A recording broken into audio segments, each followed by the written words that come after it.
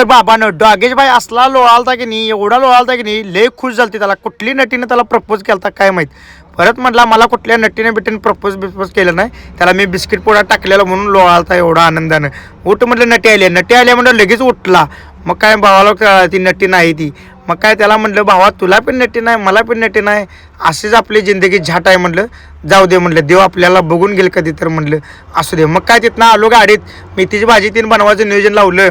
मस्तपैकी गाडीत जेवण बनवायचं म्हटलं आणि जायचं म्हटलं. मग काय तिथनं पुढं येऊन आम्ही जेवण बिवून केलो. काश्मीरला जायचं म्हटलं औषध घेणं आपल्याला भागच पडणार आहे, त्यामुळे काय विषय नाही.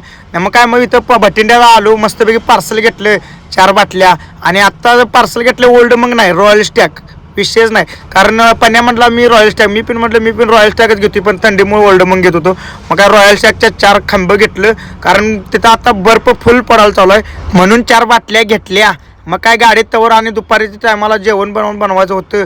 बनवलं भाजी आणि चपाती बटाट्याची भाजी बनवली, मस्तपैकी दणका दिला ठेवून. आता पुढं आणि रनिंग लय करायचं होतं, त्यामुळे पोटाला खाऊन घेऊया आणि मग बाकीचं पुढलं नियोजन लावूया. मग काय पुढं आल्यानंतर दिसत नव्हतं, रस्त्याला झुक्क पडलेलं सगळे, त्यामुळे गाडी साईडला ओढली हॉटेलवर आणि निवांत झोप्या म्हटलं, सगळे झोपलेले. मग काय त्याच्या अगोदर म्हटलं एक पॅक मारा, थंडी लय वाजालती म्हणून पॅक मारावे म्हटलं, झोपून टाक्या म्हटलं मस्तपैकी. ह्याच्या पुढचा ब्लॉग युट्यूबला जाऊन बघू शकता, मोठा ब्लॉग असणार आहे तिथं.